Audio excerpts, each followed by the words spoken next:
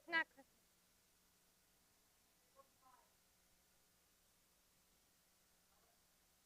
Okay. We're going live, guys. Get ready. Okay. All right, everyone settled in?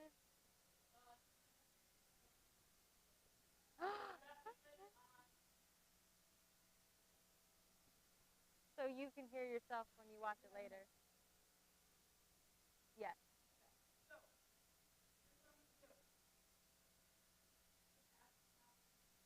When needed. It is constantly on, so it will pick up any side conversation. All right, Jenna, you pray us in. Dear God, thank you for bringing us here. How do you? Can you hear me? Hello? Let's see. Okay. Dear God, thank you for bringing us all here today. I just pray that we get to learn something about you and just today's topic. And I just pray for safety and good health for everyone. In your name we pray. Amen. Beautiful. Thank you, Jenna. All right, so guys, we are starting off a new sermon series for us this week, which is called With You. So there we go. So the goal of the next few weeks is pretty simple. And I think we can all agree that we've probably had a friend that has gone through something difficult. And oftentimes when we have people that are going through a hard time, we want to be able to be there for them. And usually what's important to have during those times when we're trying to comfort our friends or family members is having emotional intelligence. Can you guys tell me just, I know it's like one of those things that we don't know the exact definition of, but we hear it a lot. How would you describe emotional intelligence? Just shout out. Yeah. Being good at identifying emotions.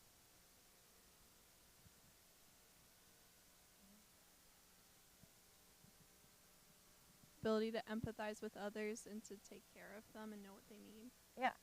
Yeah, so exactly. So emotional intelligence, it's the capacity to be aware of, control, and express one's emotions, and to handle interpersonal relationships judiciously and empathetically. So interpersonal relationships are those communications that we have with each other. So everyone in this room is super intelligent, I know, because I've spoken to every single one of you. But we all have our own specific skill set. Some of you might be super good at math. I'm horrible at math. Some of you might be really great with science. Athletics is your skill. Music, language. I really am. Yeah. Wait. Which one? I'm not great at that. I'm awesome at history. I can write up a family tree, and it does not even matter. But some people are also really smart about the Marvel universe. So we all have our own forms of stuff that we know. But sometimes when it comes to people's emotion, it can be either easy to read or it can be really difficult to read. So that's why I kind of want to start us off with an activity. We are going to be playing reverse emotion charade. So I'm going to split you guys up into two teams, and then we're going to you're going to send one person up, and then we'll keep sending them up based off of how you get. So we'll start this off. So we're going to go. I'm going to number you off, and then ones go over here and twos go over there. Okay. All right. 1, 2, 1, 2, 1, 2, 1, 2, 1, 2, 1, 2. Sorry. What were you? What? 2, 1, 2, 1, 2. No, you're not in that. All right, so one's over here, two's over there.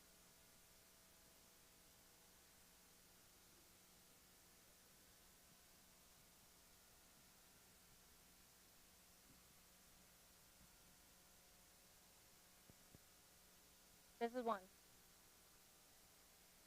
All right, pick, real quick, pick a representative. You guys can probably sit down, but pick a representative to send up here from each team. All right, Kayla. All right, great. my gosh. Okay. So what's going to happen is, oh my God. No fight. No fight. Okay. So what's going to happen is I'm going to have them face you guys. Probably want to come a little bit more now into this now that the groups are made. So one, not you guys, the groups, because they're going to have to see you. Because what I'm going to be doing is I'm going to be putting emotions on the screen, and you guys have to act them out and they have to guess what your emotion you're doing.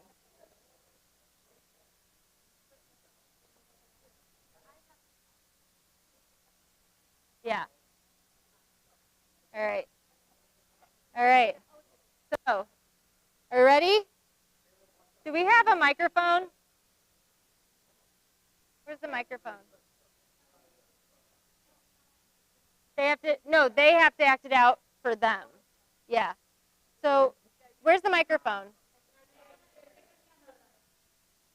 Yeah. Okay.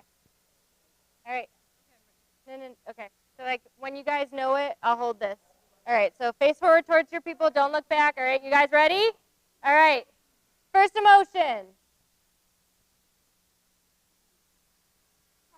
Love. Just act it out. Love. Okay. Love. Yeah.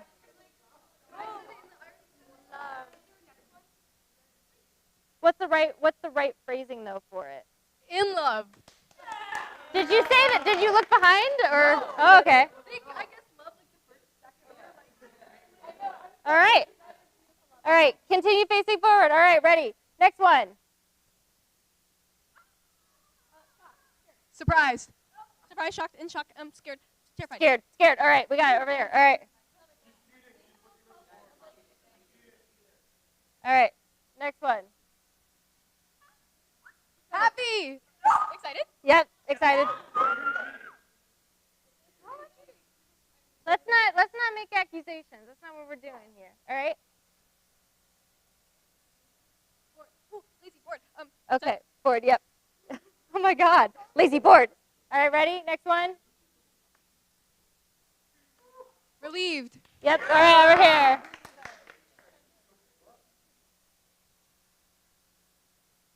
Disgusted. Shocked. Disgusted. Nope. Ew. I'm mad. Disgraced. Angry. Oh, accusing. Accusing. Dead? How could you? In a fight. Upset. How could you? Oh, how dare you? Confused. Upset. Angry. Get with me. Away. Okay. You can't act it. You can't tell her. Hurt. Okay. No. You're only supposed to use emotion, you guys.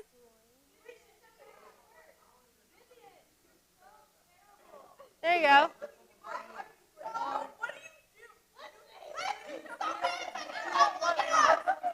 Bad. You feel bad. Offended. Oh, close. Accused.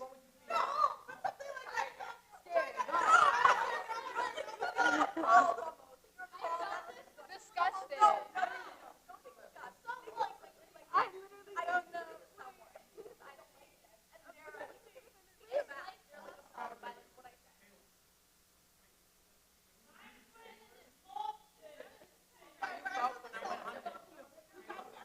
At fault. Insulting. Wow, okay.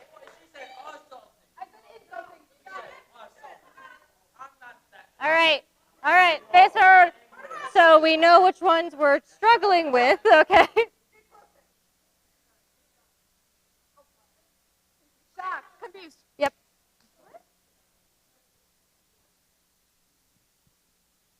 Tired. Disgusted. No. Annoyed. Yes, there we go. All right, everyone, sit down. All right, thank you for participating. Oh my gosh.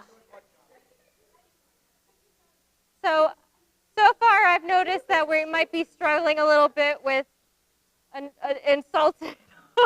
or annoyed just a little bit with the angry emotions. Who wants to hold this for me? To be the passer, a bear of bad news. Okay, thank you.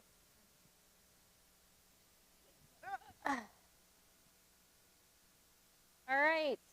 So that was fun. So obviously, we all have emotions are very complicated, as we saw, because we have to read each other and kind of figure out, okay, what are you actually feeling? And that's honestly because of how complicated they are. Because sometimes emotions are multiple different emotions compiled into one. So take grief, for example. We feel grief is something that we feel when we experience loss of someone or something that matters to us. Grief isn't one of the 27 emotions that were mentioned previously. Not one of the 27 emotions that we mentioned here, but uh, but grief is a combination of a lot of different lot of different feelings. Can anyone name just for example, can anyone name like the five? Was that you? Name the five stages of grief. Yeah. If does everyone know something about it? Because then shout them out at that point. Denial. Anyone else? Anything else? Here, do all of them if you. Anger. Revenge. What? Acceptance. Except Bargaining. bargaining. Yep. Depression. Depression. Yeah. So grief makes up a whole bunch of different emotions. So sadness, fear, confusion. Sometimes there's nostalgia involved. Have you ever had a situation where someone remembers a situation differently? Yeah, there's moments where I've had where after someone passes away, we kind of remember their character and they have no flaws all of a sudden. And it's just very interesting about how different people are able to deal with their grief, and sometimes the nostalgia plays into that. So when a friend is feeling these emotions, is feeling something like grief, um, it's understandable that we ourselves, as the friends who are trying to be there for them, have feelings as well. And a lot of those might be sympathy, anxiety, awkwardness, because I feel like that's kind of the most, I mean, raise your hand if have you ever comforted someone and just felt awkward while doing it? Yeah. Because it's really, really hard because you want to make sure that you are properly relaying the sympathy that you want to come out to that person. You want to make sure that they know that you care and that you love them. But sometimes if we don't actually fully understand that emotion and we're not feeling it ourselves, it's really, really hard for us to be able to properly know what to do or what to say. I mean, a lot of times you're like, should I call them? Should I give them space so that they can be sad on their own? Like, do they even want me around? Um, should you say something or not anything at all? Like, what is the right move? So I'm going to just share a kind of little bit more brief story, and this is going back to how grief does not have to be that you lost someone.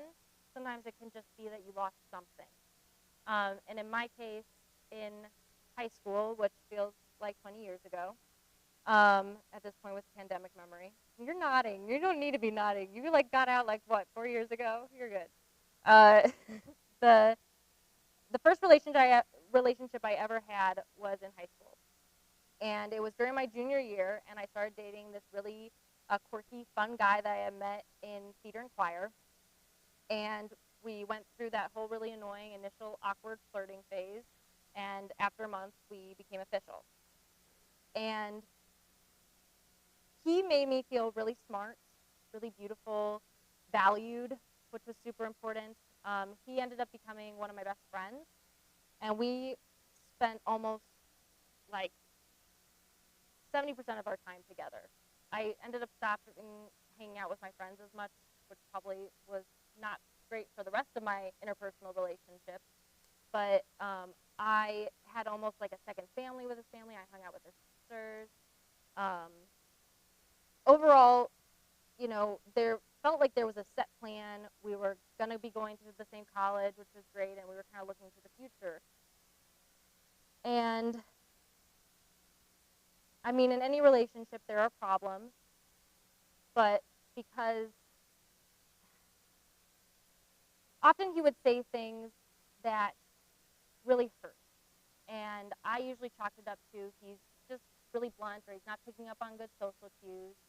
And, because it was good in the moment, I just kind of swept how I felt under the rug about it, because I was like, I'm just going to let this go, because I want to focus on feeling happy.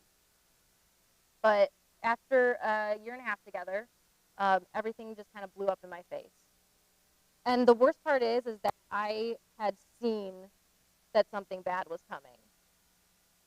He had been acting really weird and distant for a month, but I had totally been in denial. And I just had to keep telling myself that we were going through a rut like we had gone in a few months before. And so, or maybe he had a lot on his mind. I mean, it was our senior year. We had ACT stuff going on. The musical we were in, like making all these excuses, and that I was just being clingy because he stopped holding my hand. So I was like, that's just where I was at. I'm like, I'm being over the top and needy. Basically, before the truth came out for me, I went through all the stages of grief. I denied. I was angry all the time, and I couldn't tell you why. I couldn't tell anyone why. I had no idea. I was so sad because I didn't understand what was happening. I felt really lost and useless. The day before my birthday, he had told me that his ex-girlfriend had asked to meet up. Oh my God, had asked to meet up to talk to get some closure, because they had a really, really messy breakup. Now, this was 7 months before we even started dating, so I had said, oh, it's fine, because he's like past that, what is it called? What was that thing? Like a rebound kind of thing. It was past that. So I felt more confident. They had a really messy breakup. He thought she cheated on him, and he didn't. What's funny is she's also my friend. I was actually friends with both of his ex-girlfriends. Side note, which is kind of weird. Anyway, so yeah, they had a whole messy breakup, and so she had asked him to meet up so that they could have closure before senior year ending. And I had asked him why she would want to do that, because she had just broken up with her boyfriend. And, he gave me some bad excuse, and me being a people pleaser and not wanting to seem all jealous and clingy, begrudgingly told him, okay, it wasn't okay. That was a lie. I was pretty mad about it. But I didn't, I kind of held my tongue on it and just let it, like, let what was going to happen. And he ended up not meeting her at one point because she canceled on him or something. It was a whole thing. So I was like, oh, but they were going to reschedule it. And so days and days are passing with this happening, and I just couldn't shake off that something wasn't right. And it just took my friend looking at me and being like, come on, Kyla, don't you trust him? And being like, nope, that's the problem. I don't. And realizing that I had stopped trusting him. Maybe I would have trusted him a month before all that stuff was happening, but at that point, he had completely lost it for me. So I had went up to her and I talked. We had gym together, and I asked her, hey, just out of curiosity, as his girlfriend, why did you want to meet up for closure? I just don't understand that, because I don't understand what closure you need specifically. I might understand for him. And she said, I didn't ask him if he wanted to meet. And I was like, what? And I think I just had an out of body experience, because then everything after that was the Hulk. But I was so horrified, like that she had proven me right, because I knew in my heart that she was going to tell me the truth. And I had found out also that he had messaged her when he had been with me and telling her how much he still loved her. And then later when I confronted him, told me that he actually couldn't see his life with me that he could see with her. And all these things you're looking back and you're like, yeah, that was kind of naive, Kyla. Like at that point, you're kind of thinking, like you're trying to plan for a future when you're still very young. And you didn't know. And that's not your fault. It was your first relationship. And I mean, I had an out-of-body experience. I was devastated. My friends started immediately. I'll get into that in a moment, actually. Anyway, long story short, I told him we were taking a break, and then we had to suffer this awkwardness of going on a school trip during spring break together with all of our friends who knew what happened. And it was horrible until I finally decided I switched seats with someone on things like we're breaking up, and then I went back into the other side of the aisle after that. It was the weirdest. Yeah. And at the time, I don't know why I couldn't break up with him right at that moment. I don't know why, and it took me like days. I think now it was really as I was still dealing with the I couldn't accept it yet. So my mental state for months after that wasn't good, and I was cycling through going through regret and being vengeful, having a lot of condemning him in my mind, wanting to forgive him in my mind. It was all over the place. And I was trying to wrap my brain around why I wasn't enough for him. What about me wasn't worth it? And where did I go from here? Because here's the thing. I shared a schedule with him. So we had classes together all the time. And we were going to go and see each other on campus in a few months. We went to school together. So I was like, it doesn't feel like there's an escape, and I didn't know what to do. So I was grieving that relationship because it had been basically the center of my world for over a year. And the relationship determined my schedule, my future, and then it was just gone, and I had to figure out how to keep going forward. And my friends and my family tried to help me get through it, but sometimes our attempts to say things to empower one another just don't work. So I'm going to give you a tutorial guide on how to comfort a friend going through a breakup. How not to. Do not do this. So, often, don't be the boy. So, let's catch him in the act. That was what my friend suggested when we initially found out about about the whole thing from his ex. And we were like, how about we do a sting operation where she goes in, and then we meet up, and then we go and confront him and humiliate him in the restaurant. And I was like, guys, I'm not in that headspace right now. I am like, this is my relationship. It's falling to the ground. So they were taking something and wanting to like run with the fun, but it really wasn't the appropriate thing to say because it was kind of minimizing what the situation was at that moment for me. Hey, at least you found out now and not later down the road, as if minimizing how I felt now, I would feel worse later on. No, pretty even. I mean, kind of a situation that just hurts in general. I never liked him. There was always something fishy. You're better off. This one I heard a lot. Why are you still with him? Like, what's there to think about? Break up with him already. This happened when I decided I was just going to do a break and I was still thinking about it. I had so many friends that were pressuring and being like, just break up with him. Just do it.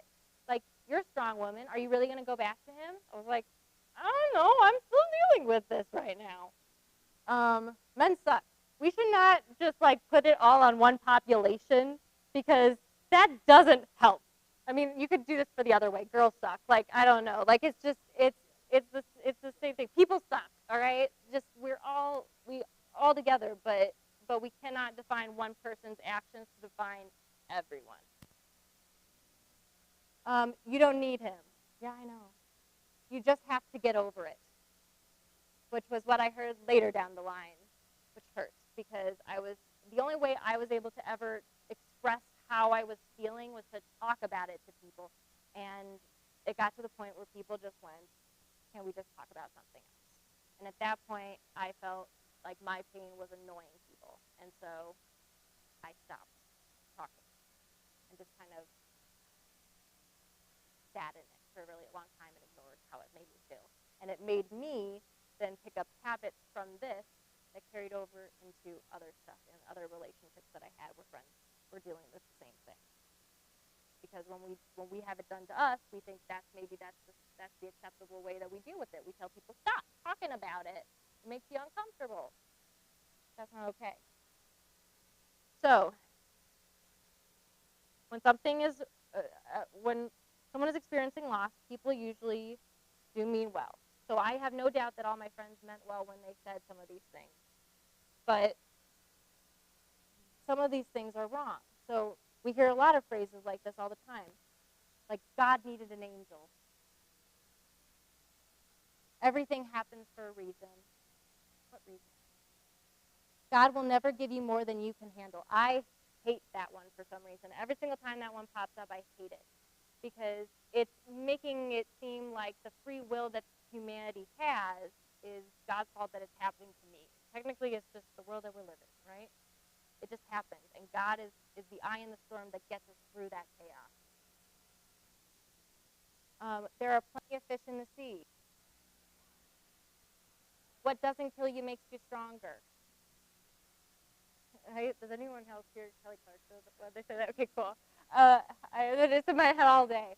I know exactly how you feel, followed by a fun little story about how they can relate to your pain, and instead it, takes over your spotlight of being able to share what you're currently going through and turns into a therapy session for the other person. And I am very guilty of this one, and I feel horrible about it every single time. So I hate it, but I also know that I am flawed when it comes to this. Because we inherently want to figure out how to empathize, and sometimes that goes to, maybe we should share our own story and then show that we get it.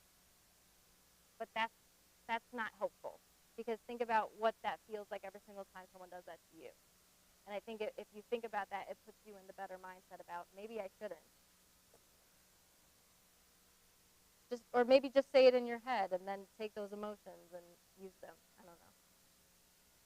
So I just want to ask why personally you guys think that these phrases aren't helpful.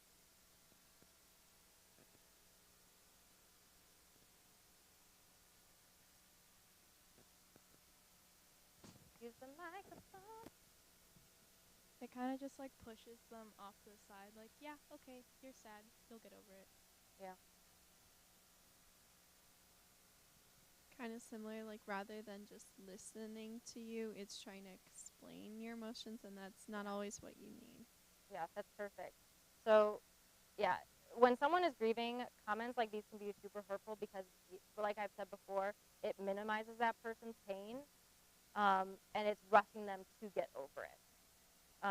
So if we want to be people who love God by loving others well, we've got to figure out how to love others when they're grieving. So the Bible is full of clear guidance and wisdom about how to love God and others, but the Bible is full of stories that show us what not to do as well. One of these stories is the story of who's a really sad character in the Bible. He has his own book. Job and his friends, Eliphaz, Bildad, and Zophar. So let's talk about Job. Job went from being this happy man. He's the main character in the Old Testament. And he had it all. He had 10 kids. He got a wife. He's got tons of animals, a bunch of land. He's happy, wealthy, and he loved God too.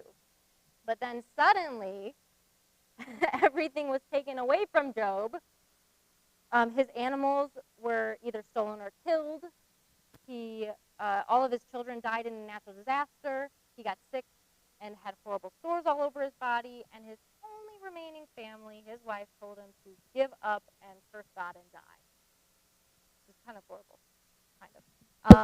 And then his friend showed up and lectured him about how he was dealing with his pain. Anyway, so while Job was grieving, his friends gave these long speeches telling him what to do and making these assumptions about his character and making judgments about why God would let this happen to Job. And God eventually spoke and said Job's friends needed to stop. And Job reacted this way by saying, I have heard all of this before. What miserable comforters you are. But Eliphaz, Bildad, and Zophar didn't have it all wrong. Before the lectures and misinformed speeches, they actually had a few things right. So I want you guys to open up your books, and I have a volunteer that could read. Open up your Bibles, open up to Job 2 and read verses 11 through 13. It's on page 55, 555. 55.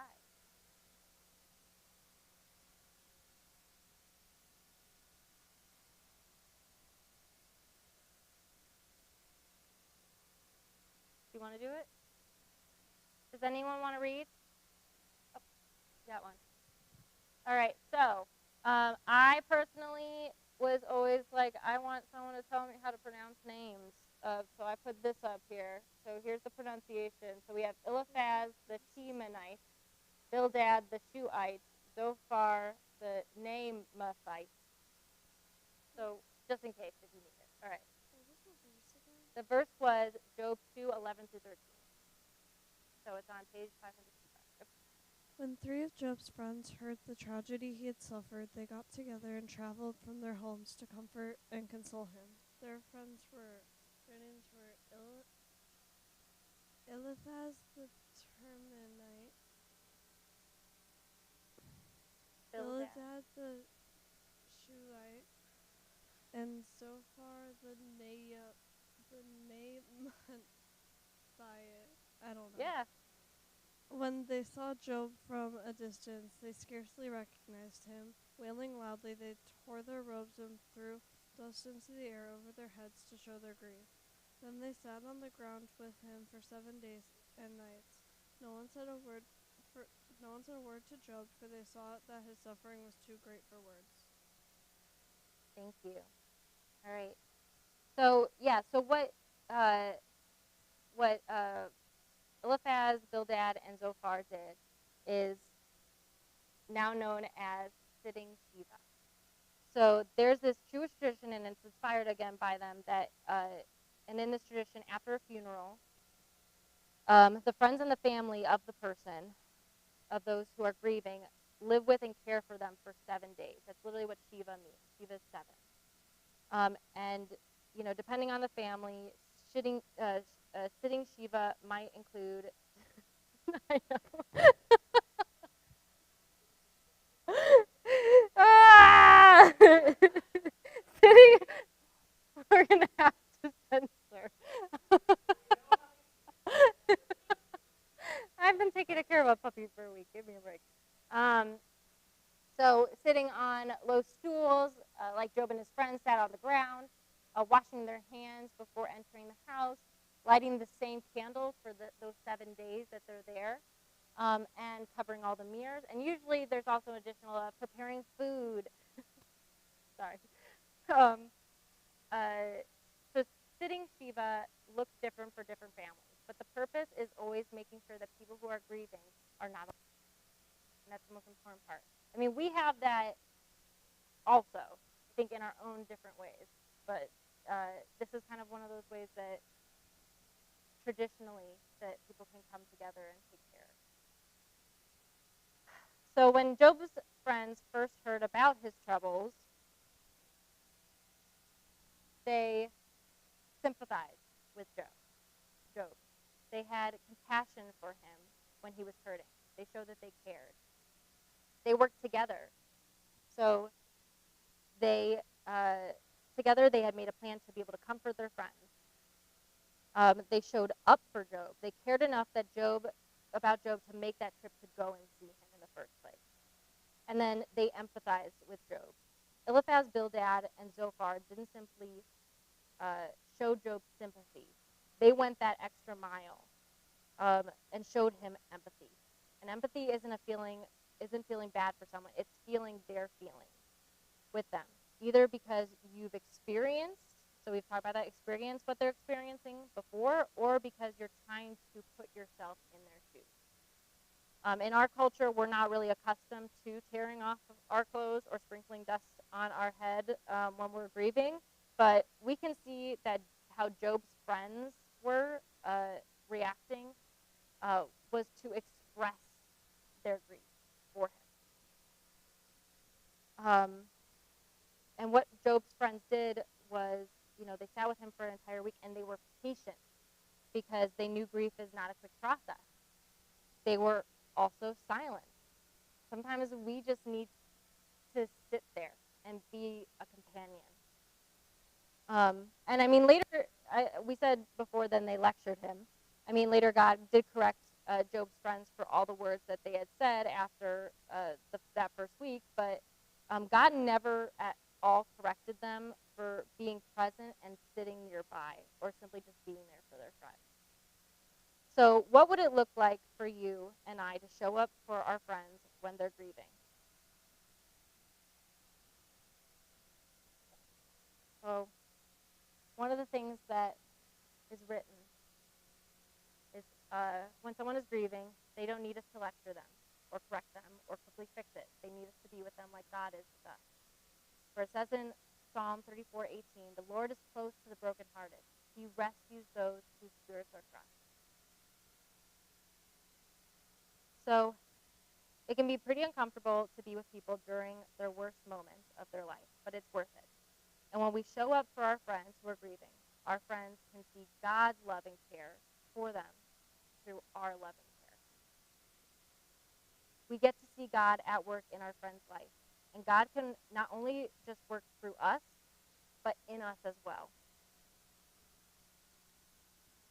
Grieving looks different for everyone.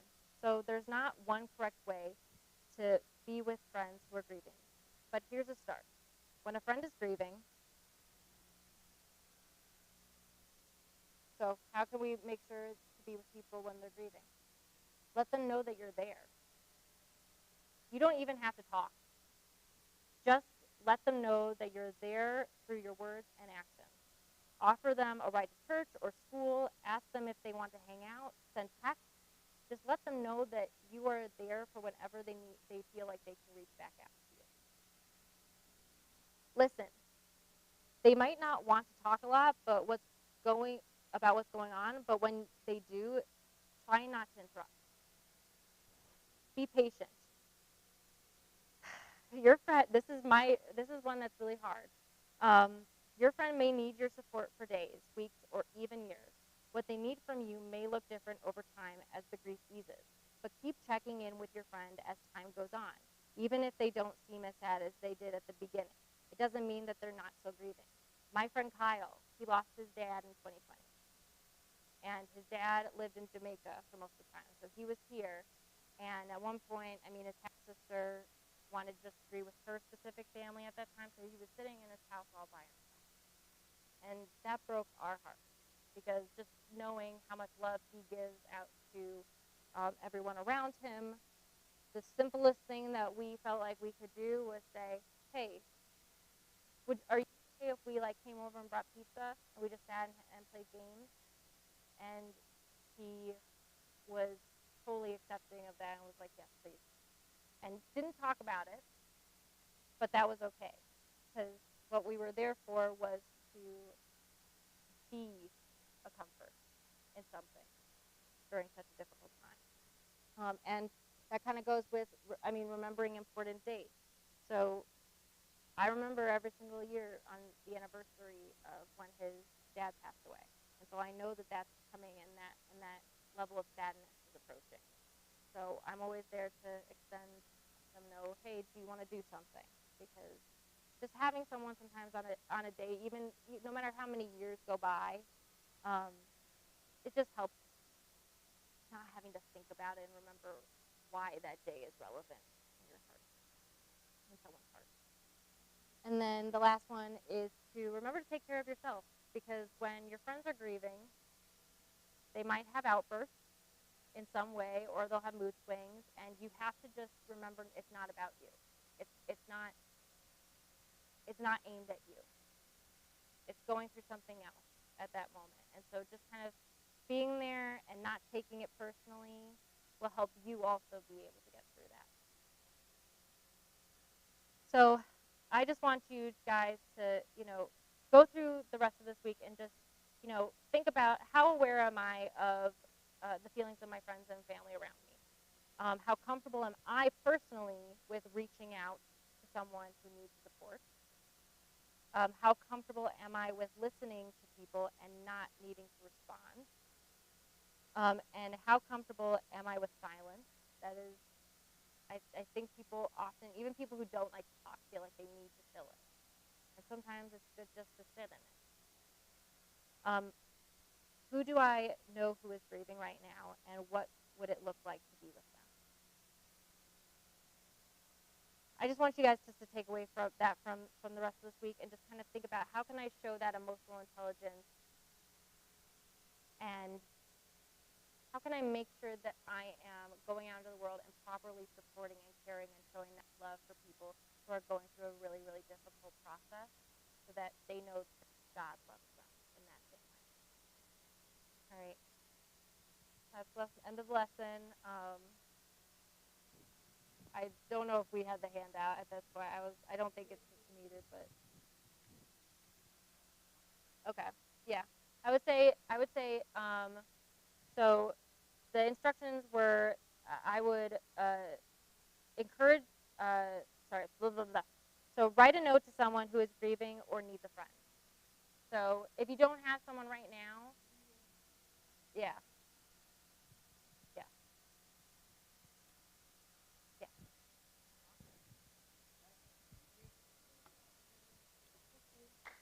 All right. So one thing, two things about this. This actually follows up what we talked about last week. What did we talk about last week? Welcoming, hospitality, caring for someone. So caring when people grieve.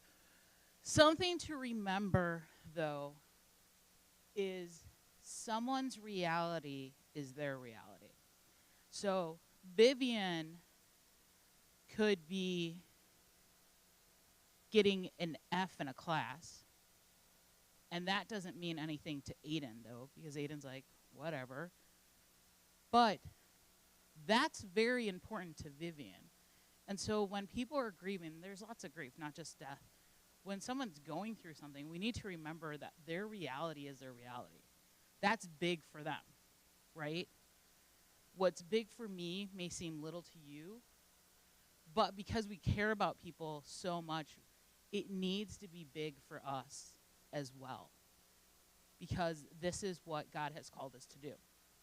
So Zach, you can sign off. Everyone say bye to Zach.